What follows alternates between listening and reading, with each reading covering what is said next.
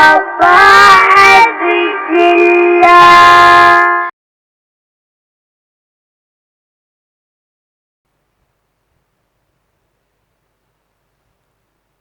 اعوذ باللہ من الشیطان الرجیم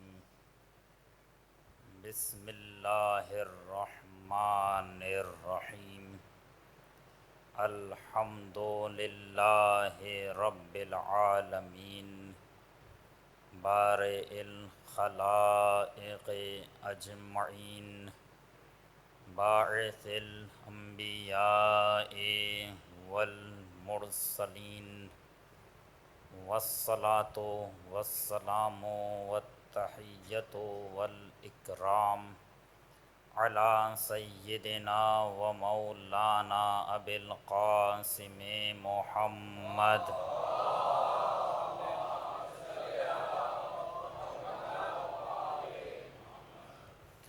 وعلی آلہ الطیبین الطاہرین المعصومین المظلومین الذین اذهب اللہ عنہم الرجس وطہرہم تطہیرا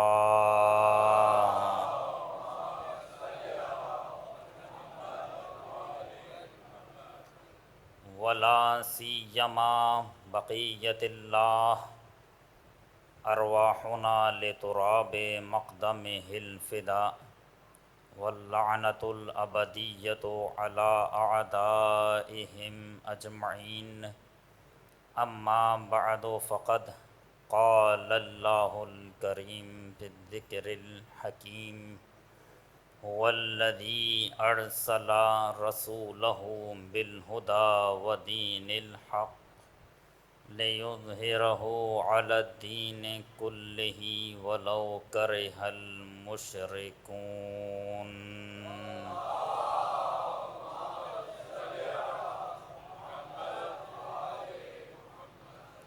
حضرات گرامی اور عزاداران سید الشہداء، سورہ صف کی اس آیت میں ارشاد رب العزت ہے کہ وہ پروردگار وہ ہے کہ جس نے اپنے رسول کو بھیجا ہدایت اور دین حق کے ساتھ، تاکہ وہ دین حق کو تمام ادیان پر غالب کر دے، چاہے مشرکین کو کتنا ہی ناگوار گزرے۔ اور اس آیت کے ضمن میں جو موضوع زیر بحث ہے وہ ہے اسرار مکتب تشیع۔ مکتب تشیع ایک زندہ حقیقت ہے، اور یہ مکتب ایک زندہ مکتب ہے۔ ہم صرف اس مذہب اور مکتب کو قبول نہیں کر چکے بلکہ اس مکتب پر ایمان بھی رکھتے ہیں۔ قبول کر لینا اور ہوتا ہے، ایمان رکھ لینا اور ہوتا ہے۔ اور اگر یہ دیکھنا ہو کہ سامنے والے نے اگر کوئی بات قبول کی ہے اس پر وہ ایمان رکھتا ہے یا نہیں، تو ایک بہت ہی سادہ سا سلوشن ہے ہمارے پاس کہ آپ یہ دیکھیے کہ اگر وہ قبول کرنے کے بعد اس مکتب پر جان دینے کے لیے تیار ہے تو اس کا مطلب یہ ہے کہ وہ ایمان بھی رکھتا ہے۔ اور اگر وہ صرف قبول کر رہا ہے اور جان دینے کے مرحلے میں پیچھے ہٹ جاتا ہے، اس کا مطلب یہ ہے کہ قبول تو کر رہا ہے مگر ایمان نہیں رکھتا۔ اور ایمان کا مرحلہ ذہن تک محدود نہیں ہوتا بلکہ ایمان ذہن سے نکل تک دلوں تک پہنچتا ہے۔ جب بات دل تک آ جائے تو ایمان کی کیفیت استوار ہوتی ہے۔ کل بات یہاں تک پہنچی تھی کہ پیغمبر نے روز بعثت والے دن ہمارے مکتب کی بنیاد رکھی، اور خود پیغمبر ہی نے ہمارے مکتب کا نام رکھا۔ یا علی انتا وشیعتک هم الفائزون، یہ نام سب سے پہلے پیغمبر نے رکھا اور اس کے بعد ہم شیعہ مشہور ہو گئے، اور اس کے بعد پھر یہ سفر جو روز بعثت سے شروع ہوا تھا، یہ کاروان غدیر کے میدان تک پہنچا۔ غدیر کے میدان کے بعد یہ قافلہ اور آگے بڑھا، اور پھر یہ قافلہ کربلا کے میدان تک پہنچا۔ کربلا کے میدان میں یہ ثابت کرنا تھا کہ جس غدیر کو تم جانتے ہو اس غدیر پر ایمان بھی رکھتے ہو یا نہیں، اور کربلا والوں نے یہ ثابت کیا کہ ہم نے صرف غدیر کو قبول نہیں کیا تھا بلکہ ہم غدیر پر ایمان بھی رکھتے ہیں، اور جیسا ایمان ہم رکھتے ہیں ایسا ایمان کوئی اور نہیں رکھتا۔ آج اگلے مرحلے پر گفتگو کرنا چاہتا ہوں۔ عزیزان گرامی، ایک چھوٹا سا مقدمہ باندھ رہا ہوں تاکہ بات واضح ہو جائے۔ دین اسلام میں 4 ہجرتیں یاد رکھے جانے کے قابل ہیں۔ ہجرت کے بہت زیادہ فوائد ہیں، آپ حضرات جانتے ہیں کہ جب ہجرت کی جاتی ہے تو خیر و برکت نازل ہوتی ہے۔ یہاں تک کہا گیا کہ اگر انسان اپنے گرد گھیراؤ تنگ دیکھ رہا ہے تو اسے چاہیے کہ وہ ہجرت کرے، مثلا اگر اس کا رزق تنگ ہے تو اسے چاہیے کہ وہ ہجرت کرے۔ تو بہرحال ہجرت کے بہت زیادہ فوائد ہیں۔ دین اسلام میں 4 بڑی ہجرتیں ہوئی ہیں، اس کے علاوہ دوسری ہجرتیں بھی ہیں، مگر 4 بڑی ہجرتیں ہوئی ہیں، اور چاروں ہجرتوں کے بعد بہت زیادہ فائدہ ہوا ہے۔ ان تمام ہجرتوں میں ایک ہجرت ایسی ہے کہ جیسا فائدہ اس ہجرت کے بعد ہوا ہے ایسا فائدہ نہ اس سے پہلے کبھی ہوا ہے نہ اس کے بعد کبھی ہوا ہے۔ میں وہ چاروں ہجرتیں جلدی جلدی بتا رہا ہوں اپنے مقصد تک جانے کے لیے۔ سب سے پہلی ہجرت پیغمبر اکرم صلی اللہ علیہ وآلہ وسلم کی ہجرت ہے۔ یہ ہجرت مکے سے مدینے کی طرف ہجرت ہے کہ پیغمبر نے مدینے آنے کے بعد ایک حکومت قائم کی اور ایک رول ماڈل دیا کہ اسلام کی حکومت ایسی ہوتی ہے۔ یہ پہلی ہجرت ہے۔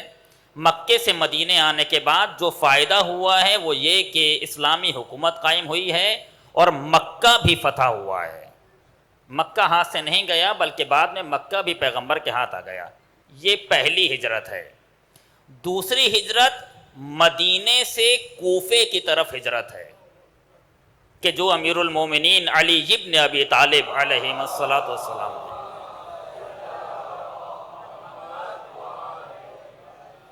اور امام نے کوفے کو اپنا دارالخلافہ بنایا۔ امام نے کوفے میں اپنے شاگرد تیار کیے، توجہ چاہتا ہوں، امام نے کوفے میں اپنے شاگرد تیار کیے۔ یہ کوفے کے بارے میں غلط فہمیاں پھیلائی گئی ہیں۔ کوفے میں امیر المومنین علیہ السلام کے اصحاب رہتے تھے۔ امیر المومنین نے کوفے میں اپنے صحابی تیار کیے تھے، اپنے چاہنے والے تیار کیے تھے کہ وقت پڑنے پر یہی اصحاب تھے جو کربلا میں امام حسین کے کام آئے۔ توجہ چاہتا ہوں، یہ وہی اصحاب تھے کہ جو امیر المومنین علیہ السلام نے کوفے میں تیار کیے تھے۔ وقت پڑنے پر یہی لوگ جو کوفے کے رہنے والے تھے، امیر المومنین علیہ السلام نے ان کی تربیت کی تھی، جو ہجرت کے بعد یہ سب امیر المومنین کو موقع ملا ہے، یہی کوفے کے لوگ تھے کہ جو کربلا میں کام آئے ہیں۔ یہ جو مشہور کر دیا گیا ہے کہ کوفی لا یوفی، کوفے میں وفا نہیں ہے، یہ مشہور کیا گیا ہے، ورنہ اگر کوفے والوں نے دغا کی ہے تو سب سے بڑی تعداد کربلا والوں میں جو امام حسین علیہ السلام کے ساتھ شہید ہوئے ہیں، شہید ہونے والوں میں سب سے بڑی تعداد کوفے کے رہنے والوں کی ہے۔ اس کا مطلب یہ ہے کہ کوفے میں ایک خاص زمینہ ہے، اور وہ زمینہ کب ہے؟ چونکہ امیر المومنین علیہ السلام نے یہاں پر اپنے اصحاب تیار کیے ہیں، جناب ہانی، جناب حبیب، اور اس جیسے جناب مسلم ابن اوسیجا، ان جیسے دوسرے افراد، یہ سب کوفے کے رہنے والے تھے۔ امیر المومنین علیہ السلام نے کوفے پر کام کیا تھا۔ یہی نہیں بلکہ حضرت حجت عجل اللہ فرجہ الشریف،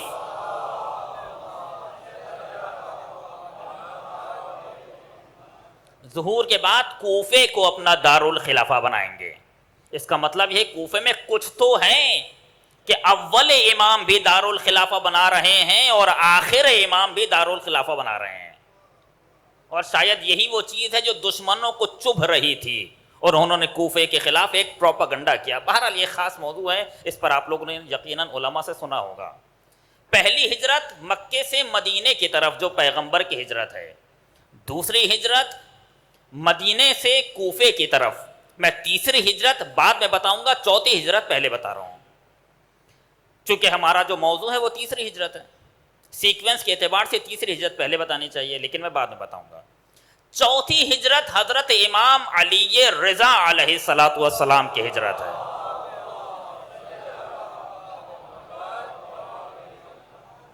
یہ ہجرت مدینے سے خراسان کی طرف ہے۔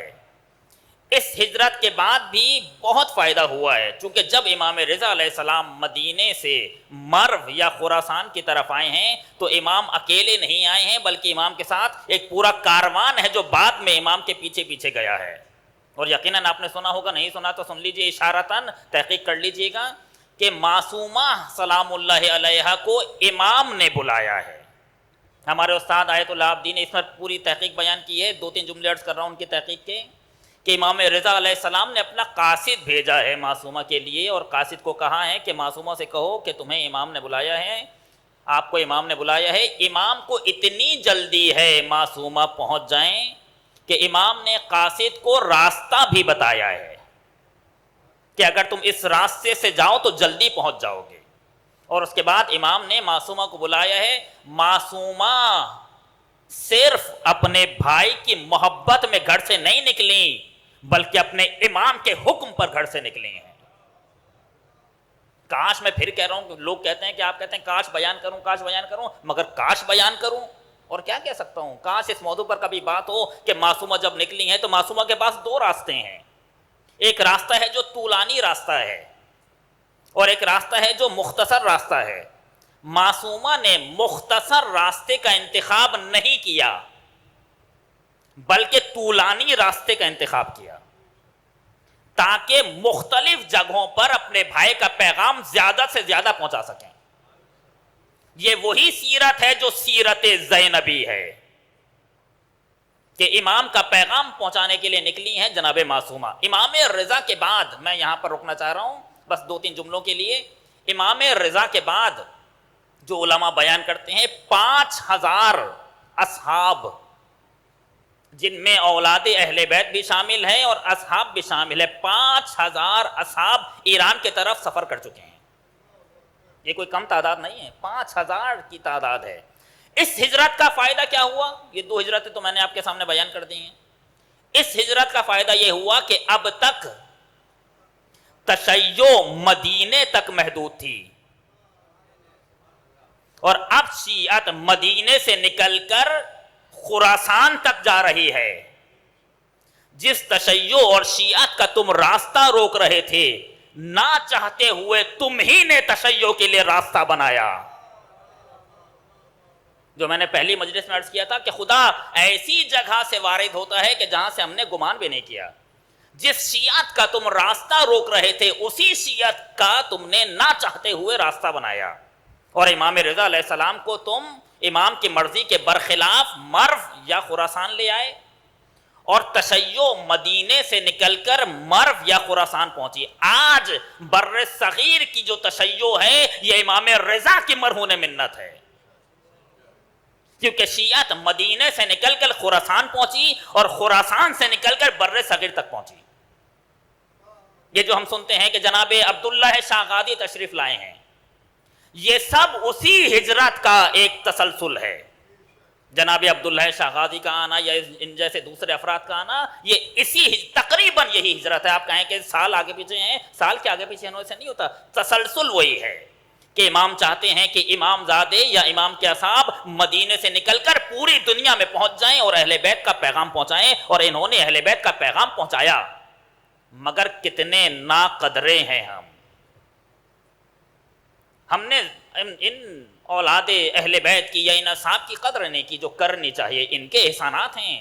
آج ہمارے یہاں بر صغیر میں جو شیعت ہے، جو تشیع ہے، وہ مثلاً جناب عبداللہ شاغازی کی وجہ سے ہے، مگر ہمارے یہاں یہ قدر نہیں ہے۔ بہرحال امام رضا علیہ السلام کی ہجرت کا کم سے کم یہ فائدہ ہوا کہ تشیع مدینے سے نکل کر پوری دنیا میں پھیلنے لگی. یہ چوتھی ہجرت ہے. تیسری ہجرت کی طرف آ جائیے جہاں پر میں روکنا چاہ رہا ہوں. تیسری ہجرت جو عالم اسلام کی اور تاریخ کی سب سے زیادہ عظیم ہجرت ہے وہ ہجرت مدینے سے کربلا کی طرف ہے. توجہ چاہتا ہوں. امام حسین علیہ السلام نے مدینے سے کربلا کی طرف سفر نہیں کیا تھا بلکہ امام نے ہجرت کی تھی. ہجرت کی تھی امام نے کہ جیسا کہ جناب ابراہیم نے فرمایا انی مہاجرون الی ربی، میں اپنے رب کی طرف ہجرت کرنے والا ہوں. نہیں فرمایا کہ انی مسافرون الی ربی، میں اپنے رب کی طرف سفر کرنے والا ہوں. اس کا مطلب یہ ہے کہ سفر اور ہجرت میں فرق ہے. امام حسین نے سفر نہیں کیا ہے بلکہ ہجرت کی ہے. فرق کیا ہے سفر اور ہجرت میں؟ توجہ چاہتا ہوں. فرق کیا ہے؟ سفر میں انسان جا کر واپس آ جاتا ہے مگر ہجرت میں انسان جا کر وہاں رہ جاتا ہے. امام حسین علیہ السلام اسی ارادے سے نکلے ہیں کہ کربلا جا رہے ہیں اور اب واپس نہیں آنا، اور تمام اہل و عیال کو لے کر گئے ہیں. دلیل یہ ہے کہ امام نے کربلا پہنچنے کے بعد جو سب سے پہلا کام کیا ہے وہ یہ کہ کربلا کی زمین خریدی ہے. امام کسی کی زمین پہ نہیں رہے ہیں، امام نے زمین خریدی ہے. جب امام کو معلوم ہے کہ زمین خریدنے کا کوئی فائدہ نہیں ہے یا رہنا نصیب نہیں ہوگا، پھر امام نے زمین کیوں خریدی ہے؟ عرض کروں، امام نے زمین میرے اور آپ کے لیے خریدی ہے.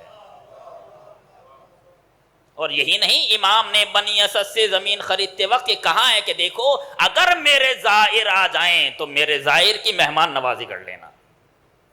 کربلا جائیے اپنی زمین سمجھ کر جائیے، یہ ہماری سرزمین ہے، یہ ہماری اصل ہے. امام حسین علیہ السلام نے ہجرت کی ہے، سفر نہیں کیا ہے. یہاں پر میں کیوں زور دے رہا ہوں؟ اس جملے کے لیے.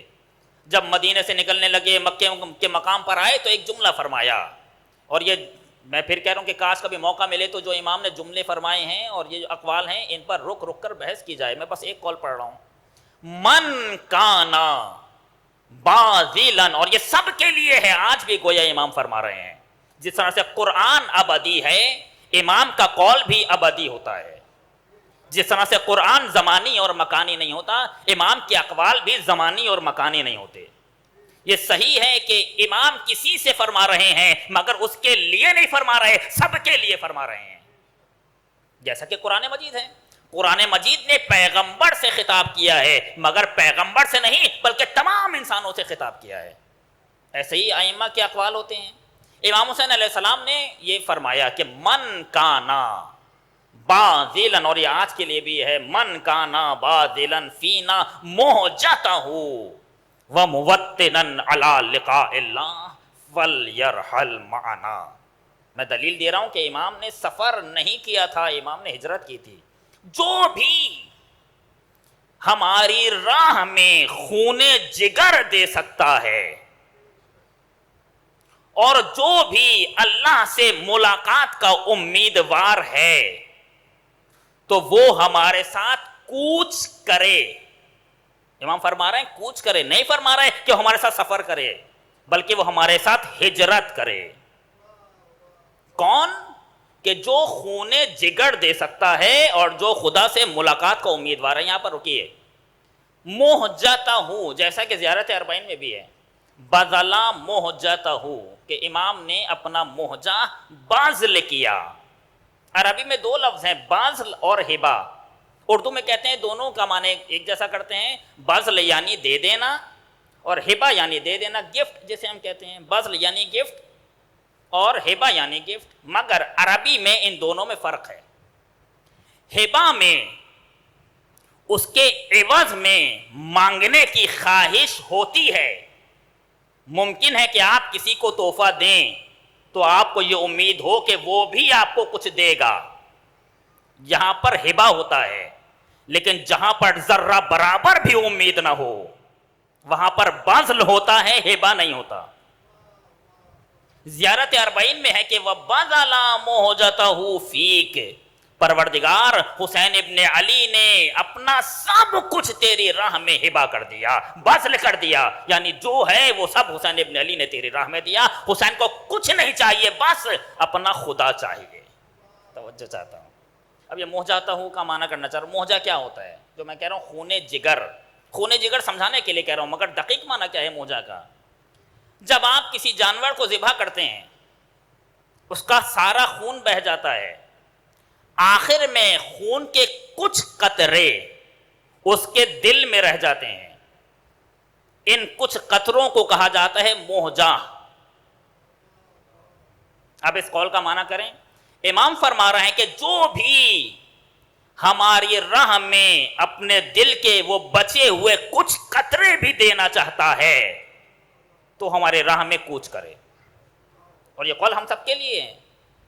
جو بھی حسین ابن علی کے راستے پر چلنا چاہتا ہے وہ اپنا موجہ پیش کرے، اپنی جان، اپنا مال، اپنی اولاد، سب کچھ حسین ابن علی کی راہ میں دینا ہوگا. ہمارا اپنا ہے کیا؟ وَبَذَلَ مُحْجَتَهُ فِيكَ مَنْ كَانَ بَاذِلًا فِينَا مُحْجَتَهُ. کیوں؟ اس لیے کل یہیں پر ہماری بات روکی تھی کہ حسین جاتے جاتے ہمیں مدد کے لیے بلا کر گئے ہیں. حسین ابن علی نے ہمیں مدد کے لیے بلایا ہے، ہمیں بلایا ہے کہ میری مدد کرو، حل من ناصر. اور ہم سب کی ذمہ داری ہے کہ حسین ابن علی کا مقصد بچا لیں. یہ کیسے ہو سکتا ہے کہ امام ہمیں مدد کے لیے بلائیں؟ اعتراض کرنے والوں نے اعتراض کیا. یہ کیسے ہو سکتا ہے کہ امام کو ہماری کیا ضرورت ہے؟ اور بات بالکل صحیح ہے. امام کو ہماری کیا ضرورت ہے؟ امام کو ذرہ برابر ہماری ضرورت نہیں ہے. ہمیں امام کی ضرورت ہے مگر امام کو ہماری کوئی ضرورت نہیں ہے. اور یہی ہوا ہے، پوری تاریخ میں یہی ہوا ہے. آپ دیکھیں، میں نے اشارہ کیا تھا، بس ایک جملہ اور اضافی کہتا ہوں اسی بات پر، ایک جملہ تکرار کر کے، کہ راستے بھر امام مدینے سے لے کر کربلا تک سب کو جمع کرتے رہے. تم بھی آ جاؤ، تم بھی آ جاؤ، تم بھی آ جاؤ. سب جمع، کچھ لوگ آئے، کچھ لوگ نہیں ہیں. اور جب سب لوگ جمع ہو گئے، شب عاشور تک جس نے جانا تھا وہ چلا گیا. کچھ لوگ گئے ہیں، جس نے جانا تھا وہ چلا گیا. شب عاشور تک جو رہا ہے وہ واپس نہیں گیا. اور جب امام نے سب کو جمع کر لیا، شب عاشور آئی، تو امام چراغ بجھا کر فرما رہے ہیں کہ اب چلے جاؤ. آپ بتائیں، اب یہ سوال بنتا ہے نا کہ مولا اگر آپ نے واپس کرنا ہی تھا، واپس بھیجنا تھا، تو انہیں بلایا کیوں تھا؟ راستے پر بلاتے رہے جب سب جمع ہو گئے، اور آپ چراغ بجھا کے کہہ رہے ہیں کہ چلے جاؤ. اور یہی نہیں کہ فرما رہے ہیں کہ چلے جاؤ، بلکہ امام راستہ بھی بتا رہے ہیں. شب عاشور عرض کروں گا، نافع ابن ہلال کے ساتھ امام جا رہے ہیں، اور نافع سے فرمایا کہ دیکھو ان دو پہاڑیوں کے درمیان ایک راستہ ہے، کوئی نہیں جانتا تمہیں، کوئی نہیں دیکھے گا، یہاں سے چلے جاؤ. کوئی گرفتار نہیں کرے گا، کسی کی نظریں تمہیں دیکھ نہیں پائیں گی. راستہ بھی دکھا رہے ہیں. راستہ نہیں دکھا رہے صرف، بلکہ بہانہ بھی دے رہے ہیں. بہانہ بھی دیا امام نے کہ اگر تم یہ سمجھ رہے ہو کہ اگر تم چلے جاؤ گے تو لوگ یہ کہیں گے کہ دیکھو یہ بھاگ کر آ گئے، یہ مولا کو چھوڑ کے آ گئے. اگر یہ چھوڑ کر نہ آتے تو امام شہید نہیں ہوتے. تو اگر کچھ ایسا خطرہ ہے تو تم میرے کسی عزیز کا ہاتھ پکڑ کے لے جاؤ. اگر کوئی کچھ پوچھے تو کہہ دینا کہ ہم تو امام کے اس چاہنے والے کو، اس عزیز کو، اس اقارب کو سنبھال کے لائے ہیں اور بچا کے لائے ہیں، ورنہ ہم تو نہیں آنا چاہ رہے تھے. بہانہ بھی دیا امام نے. مگر کیسے اصحاب تھے وہ، کیسے اصحاب تھے وہ. ما رأیت اصحابا ابرا و اوفا من اصحابی. جیسے اصحاب مجھے ملے ہیں ایسے اصحاب کسی کو نہیں ملے، کسی کو نہیں ملے. اور کیسے اصحاب ملے، میں آج ہی ایک جگہ عرض کر رہا تھا، آپ کے سامنے کہہ دیتا ہوں. کیسے اصحاب ملے ہیں، کیسے افراد ہیں. میں آپ کے سامنے کہہ چکا جملہ دوبارہ کہہ رہا ہوں کہ مجھے نہیں معلوم کہ ہمارے یہاں مقتل اس نگاہ سے کیوں نہیں پڑھا جاتا جس نگاہ سے پڑھا جانا چاہیے. ایک صحابی ہیں، میں آؤں گا اپنی اسی بات کی طرف. ایک صحابی ہیں بریر، یقیناً نام سنا ہوگا آپ نے، کربلا میں شہید ہوئے ہیں. بریر اس زمانے کے بہت ہی معنوی انسان ہے. اگر ہم آج کی زبان میں آج کی اصطلاح استعمال کریں، آج کے ٹرم یوز کریں تو کہیں گے عارف. اس زمانے کے بڑے عارف جناب بریر کی خاصیت یہ ہے کہ وہ ہنستے نہیں تھے، بات بھی کم کرتے. ظاہر ہے عرفان مسلک لوگ ایسے ہی ہوتے ہیں. بات بھی کم کرتے تھے، ہنستے بھی کم تھے، گفتگو کم کرتے تھے، اور بس اپنی دنیا میں رہتے تھے، اب خدا بند عالم کے جمال و جلال میں مگن۔ شب عاشور آئی تو کسی نے بریر کو ہنستے ہوئے دیکھا، توجہ فرمائیں، وہ جو کبھی نہیں ہنسا شب عاشور ہنس رہا ہے۔ کسی نے بریر کو ہنستے ہوئے دیکھا، کہا بریر ہم نے تو تمہیں کبھی ہنستے ہوئے نہیں دیکھا، اور آج جب شب عاشور آ گئی ہے، کل ہم سب نے شہید ہو جانا ہے، تو آج آپ ہنس رہے ہیں۔ بریر نے جواب دیا اسی لیے تو ہنس رہا ہوں کیونکہ اب تک نہیں معلوم تھا کہ میرا کیا ہوگا، مگر آج معلوم ہوا ہے کہ میرا انجام بالخیر یعنی بالحسین ہونے والا ہے، میرا انجام بالخیر ہونے والا ہے۔ امام حسین نے بشارت دی ہے۔ شب عاشور امام نے سب کو سب کے مقامات دکھائے کہ دیکھو تمہارا مقام جنت میں یہ ہے۔ کیسے افراد تھے یہ، اپنی دنیا میں اپنی جنت اور اپنا مقام دیکھ کر گئے ہیں۔ یہی بریر ہیں کہ جب روز عاشورہ آیا ہے، میں صرف اس لیے باتیں عرض کر رہا ہوں کہ تشویق ہو جائے جوانوں کو، کہ اسی نگاہ سے شاید ہم مقتل پڑھنا، میں اپنی بات بھی کر رہا ہوں کہ ہم مقتل پڑھنا شروع کریں اور ہم دیکھیں کہ کیسے کیسے اصحاب تھے، ہمیں کیوں نہیں معلوم ان کے بارے میں۔ روز عاشورہ آیا، بریر کے سامنے ایک شخص ہے اور اس نے کہا کہ بریر یہاں کیوں آئے ہو تم؟ تمہیں نہیں آنا چاہیے تھا، تم تو میرے بچوں کے استاد تھے، کیونکہ بریر معلم قرآن ہے، تم تو میرے بچوں کے، اور جو ہم کہہ رہے ہیں معلم قرآن تو وہ آج کے زمانے کا معلم قرآن نہیں ہے کہ جو قاعدہ پڑھاتا ہے۔ اس زمانے میں جب ہم کہتے تھے معلم قرآن یعنی تمام تر علوم قرآنی میں مہارت رکھنے والا، تفسیر ہو، تعویل ہو، کوئی بھی علم قرآن ہو اس میں مہارت رکھنے والا، اسے کہتے تھے معلم قرآن۔ کہا بریر تم تو معلم قرآن ہو، تم وہاں کیا کر رہے ہو؟ تو بریر نے کہا میرا سوال یہی ہے کہ تم وہاں کیا کر رہے ہو، ساری جنت تو یہاں ہے، مگر نہ ماننے والا کب مانتا ہے آپ کو تو معلوم ہی ہے، وہ نہیں مانا۔ تو بریر نے فرمایا کہ اگر تم میری بات نہیں مان، میں دلیل دے رہا ہوں تم نہیں مانتے، دلیل دی ہے جناب بریر نے، ایک لمبی گفتگو ہے، طولانی گفتگو ہے، مگر وہ نہیں مانتا۔ تو پھر جناب بریر نے فرمایا کہ ایک کام کر لیتے ہیں کہ ہم یہاں پر مباہلہ کرتے ہیں۔ روز عاشورہ مباہلہ بھی ہوا ہے، ہم یہاں مباہلہ کیا ہوتا ہے، اور آپ سے بہتر کون جانے گا مباہلہ، کہ جب کوئی دلیل سے قانع نہ ہو تو یہ کہتے ہیں کہ ہم ایک دوسرے پر لعنت کرتے ہیں، یہ ان پر لعنت کرے، یہ ان پر لعنت کرے، کہ جو جھوٹا ہے اس پر خدا کا عذاب آ جائے، اور پھر خدا کا عذاب آتا ہے۔ ان دونوں نے مل کر مباہلہ کیا، بریر نے اس پر لعنت کی اور اس نے بھی مباہلہ کیا، اور تھوڑی ہی دیر میں وہ فی النار ہوا۔ اور اس کے بعد پھر ایک شخص لشکر یزید سے نکل کر آیا کہ آج سمجھ میں آیا ہے کہ حسین حق پر ہیں۔ صرف جناب ہور تھوڑی آئے ہیں، دوسرے افراد بھی آئے ہیں۔ بہرحال یا مثلا میں عرض کر رہا ہوں کہ اب باتیں ذہن میں آ رہی ہیں، انس ابن حارث کاہلی، نام نہیں سنا تو سن لیں، انس ابن حارث کاہلی، میں مختصر بتا رہا ہوں، بس جا کر پڑھیے گا۔ انس ابن حارث کاہلی، کربلا کے میدان میں 5 اصحاب پیغمبر بھی شہید ہوئے ہیں، 5، ان میں سے ایک انس ابن حارث کاہلی ہیں، جناب حبیب ہیں، جناب مسلم بن اوسیجہ ہیں، جناب ہانی ہیں، یہ سب اصحاب پیغمبر ہیں۔ انس ابن حارث کاہلی پیغمبر کے صحابی ہیں، اور کربلا کے شہداء میں سب سے زیادہ بوڑھے انسان جناب انس ابن حارث کاہلی ہیں، سب سے زیادہ بوڑھے، اتنے بوڑھے ہو چکے ہیں کہ آنکھیں نیچے گر چکی ہیں، کچھ نظر نہیں آتا۔ جب جنگ کرنے گئے ہیں تو اپنی آنکھوں کو رومال سے باندھ کر گئے ہیں تاکہ نظر آئے، اور یہ عزم حسینی ہے کہ جس نے انس کو جوان کر کے میدان میں کھڑا کیا، کیونکہ کوئی بھی حسینی بوڑھا نہیں ہو سکتا، میں مان نہیں سکتا کہ حسینی ہو اور بوڑھا ہو جائے۔ جس کے پاس سیرت حبیب ابن مظاہر ہو، جس کے پاس سیرت انس ابن حارث کاہلی ہو، جس کے پاس سیرت مسلم ابن اوسیجہ ہو، وہ بوڑھا ہو جائے گا۔ اور کیسی جنگ کی ہے انہوں نے۔ انس کہتے ہیں انس ابن حارث کاہلی امام کے پاس آئے روز عاشورہ اور کہنے لگے مولا آقا میں آپ کے نانا کا صحابی تھا۔ دیکھیں اس جملے کے لیے رحمت دی تھی کہ کیسے اصحاب تھے یہ، ما رأیت اصحابا ابر و اوفا من اصحابی، مجھے ایسے اصحاب کسی کو نہیں ملے جیسے اصحاب مجھے ملے ہیں۔ کہتے ہیں کہ مولا میں آپ کے نانا کا صحابی تھا، آپ کے نانا نے مجھے بتایا تھا کہ میرا نواسا کربلا کی زمین پر قتل ہو جائے گا، اس کے بعد میں اپنا سارا سامان لے کر نینوا میں آ کر آباد ہو گیا۔ کتنے سال بنتے ہیں؟ تقریباً 50 سال کا زمانہ ہے، چونکہ نینوا کربلا سے بالکل قریب ایک گاؤں ہے، کا مولا میں نینوا میں آ کر آباد ہو گیا کہ کہیں ایسا نہ ہو آپ آئیں اور آپ تک پہنچنے میں تھوڑی سی دیر ہو جائے۔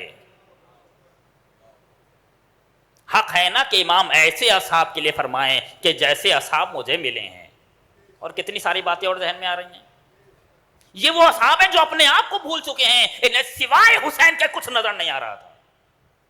کاش اس جملے کو ہم محسوس کریں، یہ وہ تھے کہ جنہیں سوائے حسین ابن علی کے کچھ نظر نہیں آ رہا تھا۔ بھول چکے تھے یہ لوگ اپنے آپ کو کہ میں کیوں ہوں، میری خواہش کیا ہے، بس حسین اور حسین اور حسین، اور ہمیں بتایا کہ حسین حسین حسین کیا ہوتا ہے۔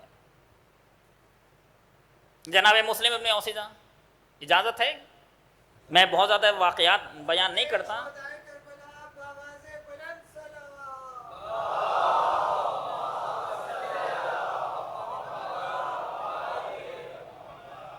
میں واقعات بیان کرنے کا بہت زیادہ قائل نہیں ہوں، مگر واقعات بیان ہونے چاہیے، کب سنیں گے ہم یہ ساری باتیں۔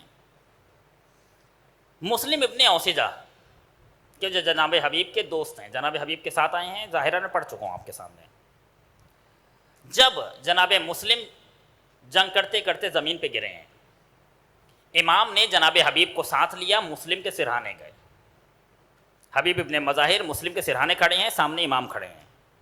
حبیب نے جناب مسلم سے پوچھا کہ اے مسلم ابن اوسیجہ، ویسے تو تھوڑی دیر بعد میں بھی تمہارے پاس ہی آ جاؤں گا، مگر پھر بھی کوئی وصیت ہو تو بیان کرو۔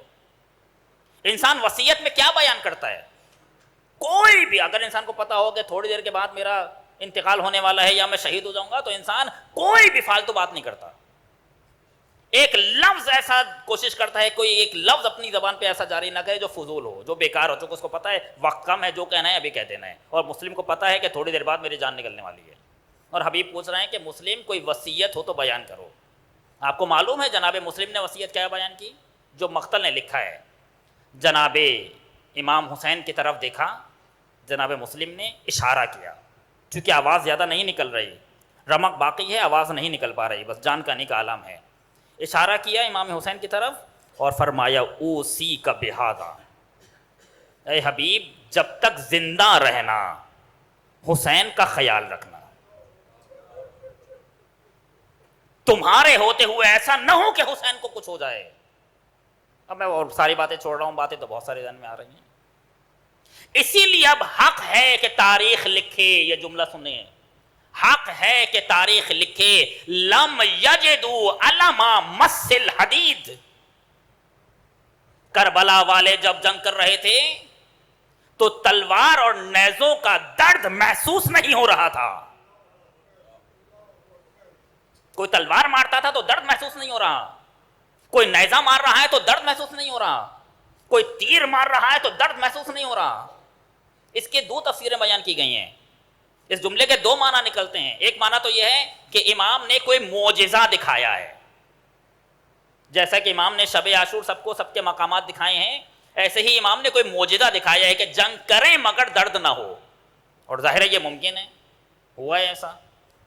دو معجزے آج بھی آپ کے سامنے پڑھتا ہوں میں، ابھی اس کے بعد جو میں کچھ کہنا چاہ رہا تھا وہ بات تو رہ گئی، وہ کل سے انشاءاللہ شروع کریں گے۔ ایک تفسیر یہ ہے کہ امام نے معجزہ دکھایا، لیکن ایک اور تفسیر ہے جو تفسیر عرفانی ہے، اگر آپ عرفانی زاویہ اسے دیکھیں تو یہ تفسیر زیادہ صحیح ہے، کہ یہ لوگ عشق حسینی میں اتنا آگے بڑھ چکے تھے کہ اپنے آپ کو بھی بھول چکے تھے، جب اپنے آپ کو بھول گئے تو اب درد کا بھی احساس نہیں ہو رہا، بس ہمارے مولا کو کچھ نہ ہو جائے، ہمارے آقا کو کچھ نہ ہو جائے۔ عزیزان گرامی، ہم تو صرف کہہ رہے ہیں، میں صرف الفاظ ادا کر رہا ہوں اور آپ سن رہے ہیں، اس حقیقت تک پہنچنا کوئی معمولی کام نہیں ہے، مگر ہاں اگر حسین چاہیں تو لمحوں میں یہ کام ہو سکتا ہے، ہم کوشش کریں تو بہت مشکل ہے، حسین چاہیں تو سب ہو سکتا ہے، جیسا کہ حسین نے کر کے بتایا ہے۔ کتنے افراد ہیں کہ حسین ابن علی نے لمحوں میں انہیں اس مقام پر لا کر پہنچا دیا کہ وہ جنگ کر رہے ہیں مگر درد محسوس نہیں ہو رہا۔ یہ معجزے ہیں حسین ابن علی کے۔ بس آخری بات عرض کروں آج کے لیے، امام کربلا میں اپنے دو معجزے لے کر گئے تھے، امام کربلا میں دو معجزے لے کر گئے ہیں، اور ان دو معجزوں کی وجہ سے امام نے ساری جنگ جیتی ہے۔ ابھی عرض کرتا ہوں، ایک معجزے سے امام نے کربلا جیتی ہے اور دوسرے معجزے سے امام نے شام کو فتح کیا ہے. اور آپ سمجھ گئے, ایک معجزے کا نام ہے علی اصغر اور ایک معجزے کا نام ہے وہ یتیم حسین. یہ کیسے معجزے تھے, یہ کیسے معجزے تھے؟ اب یہ عرض کروں گا, بس پہلے مرحلے پر عرض کر رہا ہوں, دوسرے مرحلے پر بات نہیں ہو پائے گی, ظاہر ہے وقت ختم ہو گیا ہمارا یا ختم ہو رہا ہے. یزید نے شام میں 2 جاسوس بھیجے ہیں اپنے, اور ہمارے استاد فرماتے ہیں آیت اللہ عابدی کہ جب بھی کوئی تاریخی واقعہ بیان کرنا چاہیے تو بس ایک واقعے کی صورت میں نہ ہو, بلکہ اس کی تحلیل ہونا چاہیے. واقعہ کیوں ہوا ہے, اس سے پہلے کیا ہوا تھا, اس کے بعد کیا ہوا تھا, درمیان میں کیا ہوا تھا, کیا چیزیں مورخ نے نہیں لکھی ہے, کیا چیز ہونا چاہیے مگر مورخ لکھنا بھول گیا ہے, یہ ساری چیزیں سوچنا چاہیے. اسی کو کہتے ہیں تحلیل, تاریخ تحلیلی. تحلیل کرنا چاہیے میں تاریخ کو, بس واقعات کی صورت میں نہ ہو. یہ 2 جاسوس کیوں بھیجے ہیں؟ تاریخ نے یہ تو لکھا ہے کہ 2 جاسوس بھیجے ہیں, مگر میں آپ سے پوچھوں یہ یزید نے 2 جاسوس کیوں بھیجے ہیں؟ جب اپنا جاسوس کربلا میں موجود ہے تو 2 جاسوس شام سے کیوں بھیجے ہیں؟ کیا ضرورت ہے کہ 2 جاسوس شام سے الگ سے بھیجے؟ وجہ یہ تھی کہ انہیں اپنے لوگوں پر بھی اعتبار نہیں تھا. توجہ چاہتا ہوں, کیوں؟ اس لیے کہ جب دنیا درمیان میں آ جائے تو سارا اعتبار ختم ہو جاتا ہے. باپ بیٹے پر اعتبار نہیں کرتا, بیٹا باپ پر اعتبار نہیں کرتا, بھائی بھائی پر اعتبار نہیں کرتا. یہی بنو عباس کی تاریخ میں کیا ہوا؟ یہی ہوا ہے نا, بیٹے نے باپ کو قتل کر دیا. بنو عباس کی تاریخ اٹھا کے دیکھیں, بیٹے نے باپ کو قتل کر دیا, بھائی نے بھائی کو قتل کر دیا, باپ بیٹے کے خون کا پیاسا ہے. یہ سب کیا ہے؟ چونکہ بیچ میں دنیا ہے, لیکن جب بیچ میں خدا آ جائے تو انسان سب کچھ کسی پر نثار کرنے کے لیے تیار ہو جاتا ہے. جیسا میں ابھی سامنے کی مثال دوں, آپ کچھ لوگ تو پڑھتے ہی ہوں گے, کچھ لوگ عاشورہ کے دن پڑھیں گے, بے ابی انت و امی. جب درمیان میں خدا آ جائے تو انسان اپنے ماں باپ کو بھی نثار کرنے کے لیے تیار ہو جاتا ہے کہ اے حسین ابن علی, میرے ماں باپ آپ پر فدا. اس کا مطلب کیا ہے کہ چونکہ درمیان میں خدا ہے, چونکہ درمیان میں دنیا نہیں ہے, تو اے مولا میرا سب کچھ, میرا مال, میری جان, میری اولاد, سب میرے ماں باپ. انسان اپنے ماں باپ سے محبت کرتا ہے, ماں باپ کی خاطر بہت کچھ کر دیتا ہے. مولا میرے ماں باپ آپ پر نثار ہو جائیں, اور ان کو ایک دوسرے پر اعتبار نہیں ہے. حالانکہ عمر ابن سعد ساری رپورٹنگ کر رہا ہے, ساری خبریں دے رہا ہے, مگر یزید کو عمر ابن سعد پر بھی اعتبار نہیں ہے, چونکہ درمیان میں دنیا ہے. اس نے اپنے 2 جو اس کے قریبی ترین جاسوس ہیں انہیں بھیجا ہے کہ یہ بتاؤ اور دیکھو کہ عمر ابن سعد جو مجھے بتا رہا ہے, رپورٹنگ کر رہا ہے, خبریں دے رہا ہے, یہ صحیح باتیں ہیں یا غلط ہیں, یا وہ جھوٹ بول رہا ہے. کہیں ایسا تو نہیں کہ مجھے دھوکہ دے رہا ہو اور بعد میں میرے تخت پر قبضہ کر لے. وہ اپنا نوکر ہے مگر خطرہ ہے کہ مجھ پر ہی قبضہ کر لے گا. بہرحال باتیں تو پھر کہوں گا بہت ساری ذہن میں آ رہی ہیں. یہ دونوں جاسوس کربلا آئے, 3 یا 4 محرم کو کربلا آ گئے تھے, اور یہ روزانہ کی بنیاد پر رپورٹنگ کر رہے تھے کہ آج یہ ہوا ہے, آج یہ ہوا ہے, اور سب ساری باتیں صحیح تھیں. روز عاشورہ امام کی شہادت سے کچھ پہلے, جب انہیں یقین ہو گیا کہ امام شہید ہونے والے ہیں, امام کی شہادت سے کچھ پہلے یہ دونوں شام کی طرف چلے گئے, اور اتنی تیز رفتار سے گئے کہ 2 سے 3 دن کے اندر انہوں نے اپنے آپ کو شام پہنچا دیا, جبکہ شام بہت دور ہے. اور یہ ممکن ہے, ممکن ہے, کوئی سوچ رہا ہو کیسے ممکن ہے اتنا طولانی سفر طے کر لیں؟ یہ ممکن ہے. کیسے ممکن ہے؟ ظاہر ہے میں یہاں عرض نہیں کر سکتا. انہوں نے اپنے آپ کو شام پہنچا دیا, سب لوگ بیٹھے ہوئے ہیں, یزید بیٹھا ہوا ہے, سامنے یہ 2 جاسوس آئے ہیں, اور اب یزید نے ان سے پوچھا یہ بتاؤ کہ جو عمر ابن سعد لکھ رہا تھا یہ سچ تھا یا غلط؟ ان دونوں نے مل کر کہا کہ عمر ابن سعد جو لکھ رہا تھا وہ سب صحیح تھا, کچھ بھی غلط نہیں ہے. 2 محرم کو حسین کربلا پہنچے ہیں, 4 محرم پر دستے آئے ہیں, 9 محرم کو حسین چاروں طرف سے گھر گئے, شام غریبہ میں یہ ہوا, صبح عاشور اتنے لوگ مارے گئے, ظہر کے وقت اتنے لوگ مارے گئے, اور عصر کے وقت جب امام شہید ہونے والے تھے ہم تیرے پاس آ گئے. اب یہاں پر اس جملے کے لیے زحمت دی ہے. اب یزید نے پوچھا کہ یہ بتاؤ اگر یہ ساری باتیں صحیح ہیں تو جیتا کون جیتا؟ حسین جیتے یا میں جیتا؟ ان دونوں نے مل کر کہا یزید تو ہار گیا, حسین جیت گئے.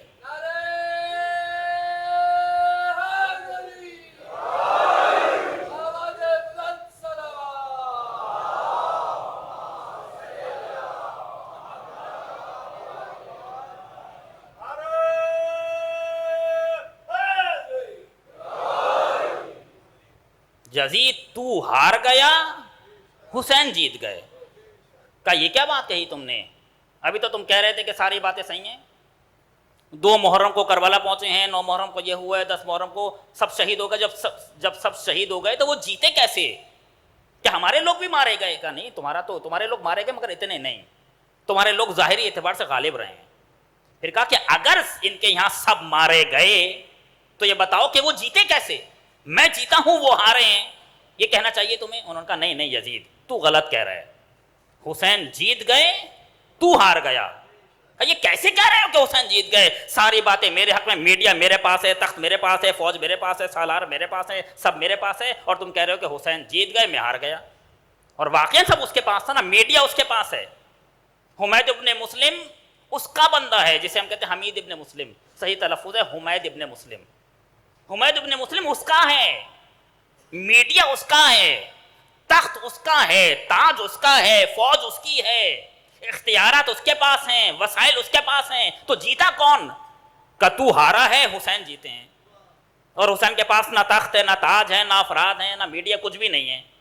اور حسین کو ہارنا چاہیے، تم کہہ رہے ہو حسین جیت گئے، میں ہار گیا. تو ان دونوں نے مل کر کہا، بس یہیں سے میں گریز لگا رہا ہوں مصائب کی طرف، ان دونوں نے مل کر کہا کہ یزید تو جیت رہا تھا، تو جیت رہا تھا، مگر عصر عاشور حسین کچھ ایسا کر کے چلے گئے کہ اب تو جیت نہیں پائے گا. کہ کیا کیا حسین نے؟ کہ یزید تو جیت رہا تھا مگر شہادت سے تھوڑا پہلے حسین اپنے علی اصغر کو میدان میں لے آئے.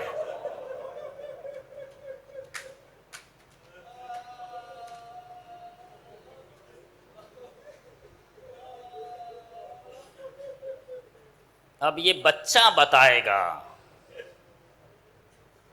کہ حسین بے قصور تھے، حسین مظلوم تھے، تو ظالم ہے. اگر حسین کا کوئی قصور تھا تو اس بچے کا کیا قصور تھا؟ اس بچے نے کیا بگاڑا تھا؟ ہمارے یہاں کچھ افراد کو باب الحوائج کہا گیا ہے. حضرت عباس کو باب الحوائج کہا گیا ہے، امام کاظم علیہ السلام کو باب الحوائج کہا گیا. یعنی اگر حاجت چاہیے تو ان کے دروازے سے ملے گی، کوئی دعا قبول ہوگی تو ان کے واسطے سے دعا قبول ہوگی. اسی لیے کہا گیا کہ جب کوئی دعا قبول نہ ہو رہی ہو تو کہیے الہی بدم المظلوم، الہی بدم المظلوم، الہی بدم المظلوم، 3 مرتبہ کہیے. یعنی پروردگار تجھے مظلوم کے خون کی قسم. یہ مظلوم کون ہیں؟ علماء فرماتے ہیں مظلوم سے مراد علی اصغر ہیں.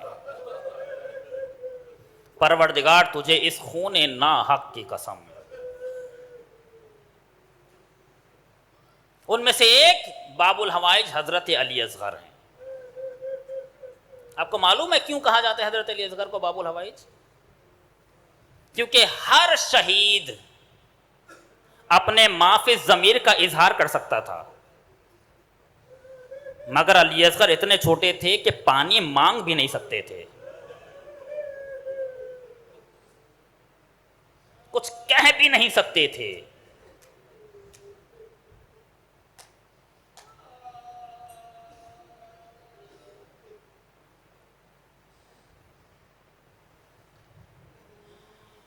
دو محرم کو یہ کربلا پہنچے، 4 محرم سے دستوں پر دستے آنے لگے. سادہ لفظوں میں حسین چاروں طرف سے گھیرے جا چکے ہیں.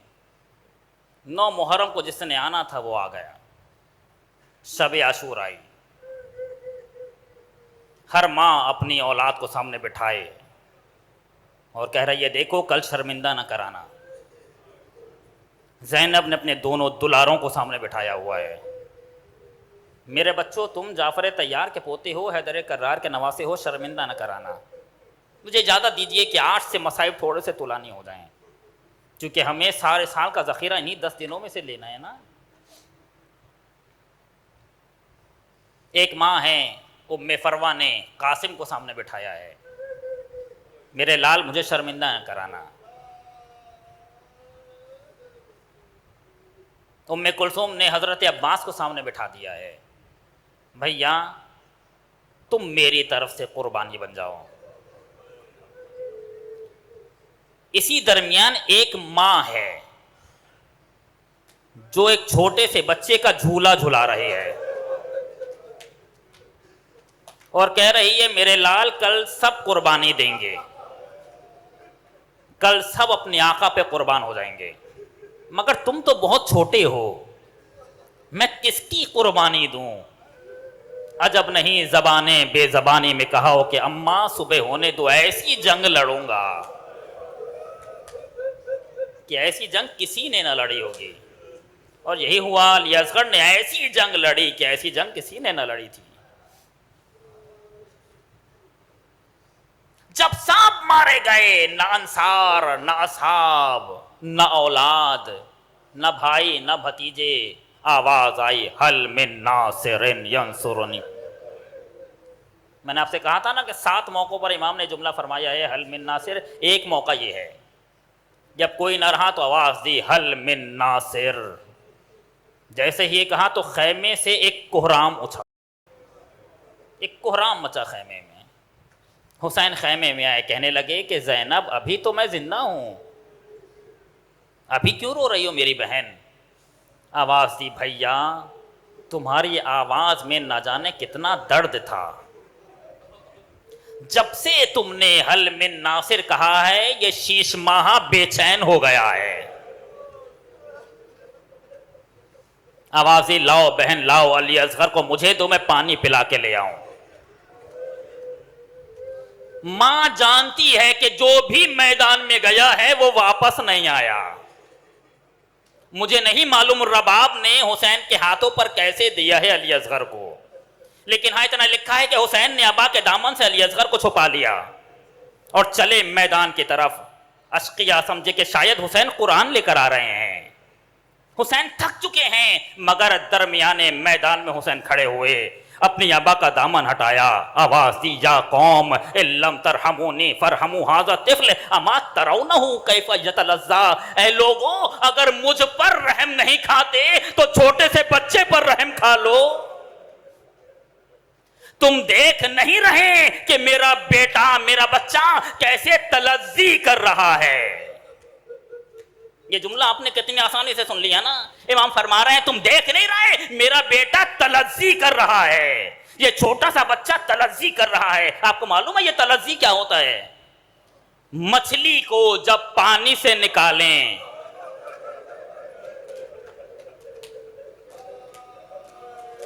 تو چونکہ مچھلی کو پانی کی عادت ہے، وہ پانی کے بغیر زندہ نہیں رہ سکتی، اسے پانی چاہیے، مچھلی اپنی جگہ پر اچھلتی ہے، اسے تلذی نہیں کہتے۔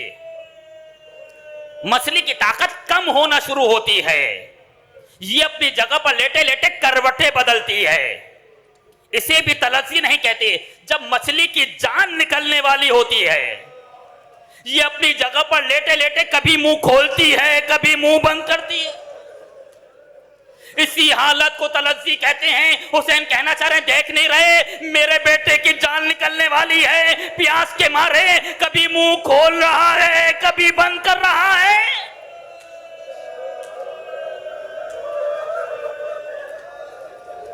سنیں گے یہی وہ موقع ہے کہ جہاں پر حسین نے مجھے اور آپ کو یاد کیا۔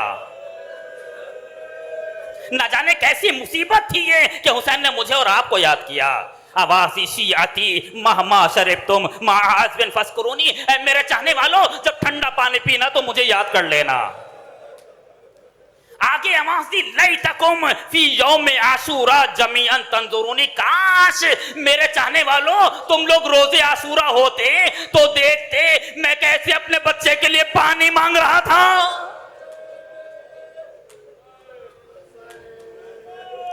مگر ظالموں نے میرے بچے کو پانی نہ پلایا۔ کسی نے پانی تو نہ پلایا مگر ہاں ایک آواز آئی اے نا ہرملا، ہرملا کہاں ہے؟ ہرملا آگے بڑھا، جس گھڑی تھی ہر شقی کی آنکھ نم، رک گیا تھک کر مورخ کا قلم، غیرت انسانیت بولی کہ تھم، हुरमला के जब बढ़े आगे कदम, हुरमला पहले तू अपना तीर देख, फिर गुलूए असगरे बेशीर देख।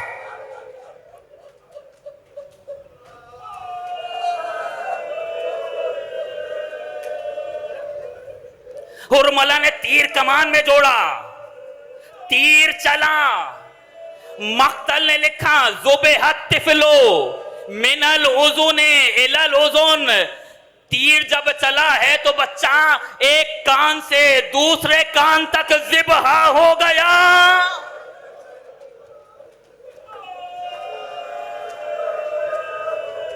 अरे तीर चलने से तो कोई ज़िबहा नहीं होता, वजह यह थी कि तीर बड़ा था, गला बहुत छोटा था।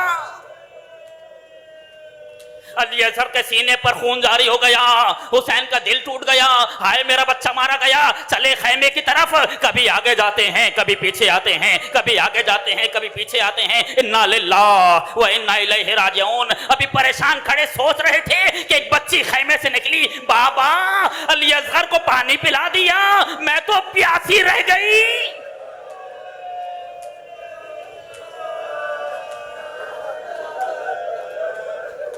आयतुल्लाह आबिदी फरमाते हैं कि रबाब दर खैमा पे खड़ी हुई थी। इमाम रबाब के सामने गए, अबा का दामन हटाया।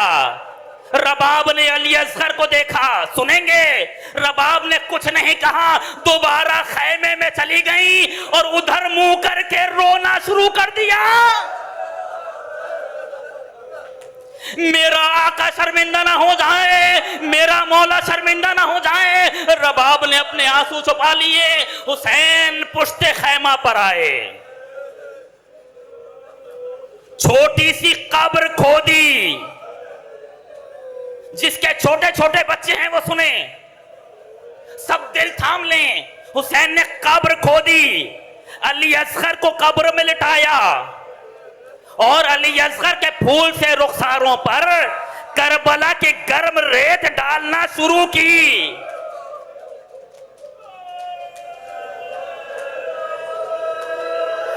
मक्तल ने लिखा अली असगर को दफन तो कर दिया मगर अब उठा नहीं जा रहा।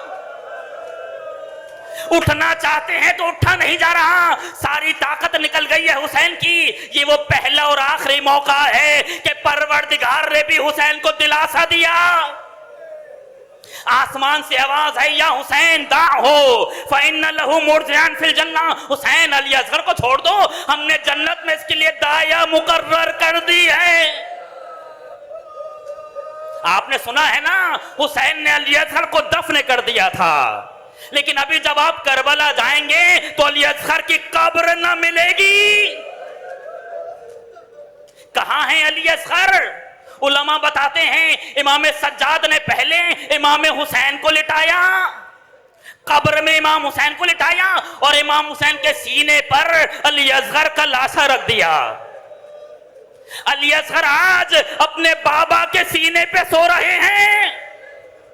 मुझे नहीं मालूम जमीन के नीचे से हुसैन के सीने तक अली असगर कैसे आए, लेकिन हां अबू खलीक कहता है 11 मुहर्रम थी, सर गिने जा रहे थे, एक सर कम था। किसी ने कहा मैंने देखा था, हुसैन ने अपने बच्चे को दफन किया था, खैमे की पुश्त पर दफन किया था, मगर आज तो खैमे नहीं हैं, कब्र का मालूम नहीं है। बयान किया कि ये जालिम घोड़े पे बैठे, हाथ में नेज़े लिए, रबाब खैमे में नहीं है, चूंकि खैमे तो जल चुके हैं।